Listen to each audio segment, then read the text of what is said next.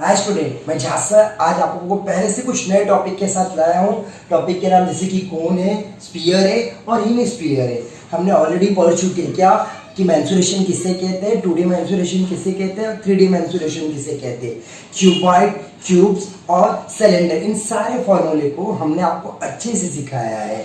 चलो आज हम थोड़ा सा कोन के पीछे चलते हैं कि कोन में क्या क्या होता है। इसी कोन का एक फिगर है, कोन का ये फिगर है। अब कोन के फिगर पे हम क्या करते हैं, देखते हैं कि रेडियस, या आप समझ जाओगे ये रेडियस है, ये हाइट है, ये लेंथ है। ओके, जैसे अगर हम ये वॉच करें तो ये छोटे से पार्ट में आप देखोगे ट्रायंगल का शेप है जिसमें स्ट्रेट लाइन हाइट दिखाती है, रेडियस सेंटर टू अपना सर्कमफ्रेंस के बीच का डिस्टेंस है, और जस्ट 90 के अपोजिट में ये जो लेंथ होती है उसको एल साइलेंट हेड से रिप्रेजेंट करते हैं।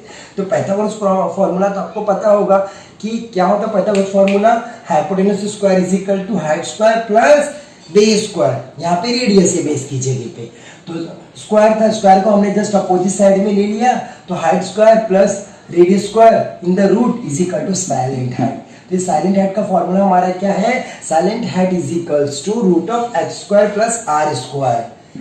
Curve surface area of a cone, तो कर्व सरफेस एरिया अगर कोन का देखोगे एकदम इजी है, पाई आर एल, एल के साथ पाई आर को कनेक्ट कर देंगे तो कर्व सरफेस एरिया बन जाता है। जब टोटल सरफेस एरिया देखोगे तो टोटल सरफेस एरिया में मैंने आपको वर्टिकल पोजीशन, बेसमेंट, इसका अपर में कुछ नहीं होता है, तो आपको बेसमेंट में क्या दिया रहेगा, 2 पाई आर। ठीक है, ये 2 पाई आर जिसमें यहाँ पे सॉल्व करके आपको बताता हूँ। देखो अगर टोटल सरफेस एरिया ऊपर में पाई आर एल है प्लस नीचे में पाई आर स्क्वायर है, तो इन दोनों में पाई आर कॉमन था, तो हमने पाई आर का कॉमन कर लिया, यहाँ पे एल यहाँ पे आर, तो फाइनली क्या बना, pi R in bracket R plus L. ठीक है, तो टोटल सरफेस एरिया कौन है, pi R in bracket R plus R. ठीक है, अब इसके बाद volume of a cone, volume में आपको बोला था कैपेसिटी, कैपेसिटी में 1/3 पाई आर, ये एल साइड का पोर्शन है। ठीक है, क्योंकि ये कर्व दिखा रहा है, और एच मिडल का पोर्शन है, तो ये टोटल देखोगे तो 1/3 पाई आर स्क्वायर, क्योंकि ये एक जैसे कि आप कोई भी पार्ट लोगे तो उसका 1/3 होता है हमारा कोन। ठीक है, ये 1/3 है, इसके लिए हम उसका 1/3 देख रहे, क्योंकि यहाँ का एक पार्ट, यहाँ का एक पार्ट, थर्ड पार्ट है, तो फर्स्ट सेकेंड, तो 1/3 पार्ट निकला रेडियस सर्कल का, तो 1/3 ऑफ पाई आर स्क्वायर, और बीच में कॉमन हाइट, तो इसके लिए फॉर्मूला क्या बन गया, 1/3 पाई आर स्क्वायर एच। तो कोन के 3 फॉर्मूले हमने देखे हैं अभी। साइलेंट हाइट का L is equal to root of H square plus R square. Now the next, curve surface area pi R L, total surface area pi R in bracket R plus L, और volume क्या था, 1/3 pi R square H. Okay, hi दोस्तों, अब बारी है spear की। ये देखो ये स्पीयर है, बॉल नहीं है। आप क्रिकेट में खेलते रहोगे वहां पे बॉल है, यहाँ पे स्पीयर है, क्योंकि मैथ्स सीख रहे हैं ना, तो मैथ्स के अकॉर्डिंग चलेंगे ना। तो ये हमारा स्पीयर जो यहाँ पे लिखा है, अब ये सर्कल यहाँ पे रख दूंगा तो आप समझ जाना कि ये स्पीयर। अब ये स्पीयर में क्या होता है, जो इसके मिड पार्ट होते हैं वो हमारा सेंटर हो गया, सेंटर से सर्कमफ्रेंस का डिस्टेंस हमारा क्या हो गया, रेडियस। अब तो सर्कमफ्रेंस के अकॉर्डिंग, रेडियस के अकॉर्डिंग हम सारे स्फीयर के फॉर्मूले देखेंगे।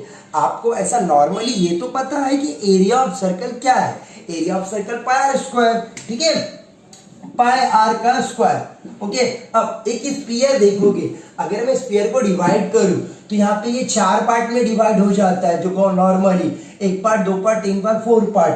तो सरफेस एरिया को अगर स्फीयर निकालोगे तो इन चारों पार्टों को कनेक्ट करने पर एक स्फीयर बन रहा है। इसके लिए हमने ये स्फीयर का एरिया निकालने का फॉर्मूला क्या बना दिया, 4 पाई आर स्क्वायर। मतलब सर्कल के एरिया को 4 से मल्टीप्लाई अगर हम करें तो स्फीयर बन जाता है, और उस स्फीयर का फॉर्मूला बन गया 4 pi R square. Surface area of sphere हमारा क्या हो गया, 4 पाई स्क्वायर। जैसे हमारा वॉल्यूम, वॉल्यूम का मतलब, अब दूसरी बात, वॉल्यूम कभी भी ना क्यू से रिप्रेजेंट होता है। ये क्यू है हमारा, कि अगर किसी भी चीज की अगर वॉल्यूम आप देखोगे तो क्यू आना चाहिए, कंपलसरी है कि क्यू यूनिट्स क्यू होता है वॉल्यूम में।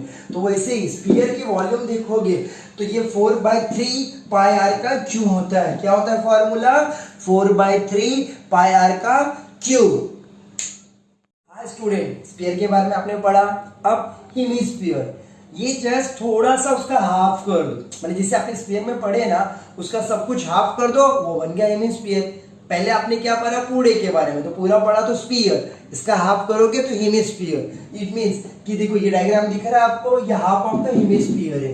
अब स्फीयर में क्या होता है, इनबिल्ट दिखता नहीं है, तो इनबिल्ट नहीं दिखने की वजह से कर्व सरफेस एरिया उसका नहीं बनता है, इसीलिए इसका हेमिस्फीयर का कर्व सरफेस एरिया बनता है। तो कर्व सरफेस और हेमिस्फीयर बोलोगे तो 2 times of area of circle 2 pi R square, ठीक है।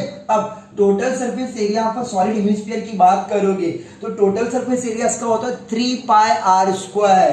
क्या होता है, 3 pi R square. Volume of hemisphere की बात करोगे तो वॉल्यूम ऑफ हेमिस्फीयर क्या होता है, 2/3 पाई आर का स्क्वायर। क्या होता है फॉर्मूला, 2/3 पाई आर का क्यूब, 2/3 पाई आर का क्यूब।